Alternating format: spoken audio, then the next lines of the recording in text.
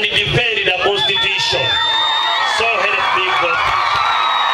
Awenje Kusko, swear in the name of the Almighty God, I will faithful and bear true allegiance to the Republic of Uganda and to preserve, protect and defend the Constitution.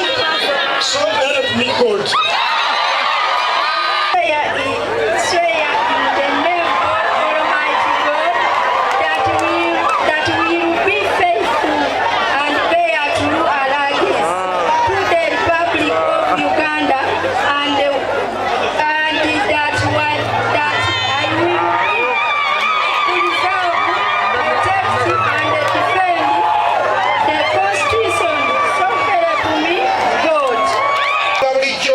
Essanyu ng'abakulembeze bali bumu babaweereza babadduukirira baba yatutumye kugenda kuzoganya wali mu palamenti era omulimu omukulu gwe yatupadde gwa kutunuulira abakozi ba gavumenti bano waki bafuna emisaala mitono, waki amasomero ga disitulikiti oba ga gavumenti galimu abasomesa batono, waki bafuna obusaala obutono, lwaki ebyo byonna bye byantumye okolaki okutayiza abantu b'Nkokonjeru njalo Bakkansala ebizibu by'Nkokonjeru mbimanyi wenzaliddwa wenkulidde wembeera wenkolera wensula ekisooka wemba ntandise obuweereza bwange ku Mande njala okutunuulira kitira structure development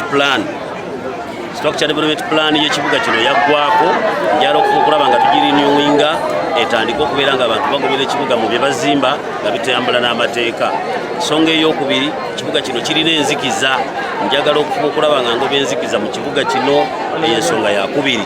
Ensonga ey'okusatu, ekibuga kino kirina ekizibu kya dumping site eya Kasasiro garbage.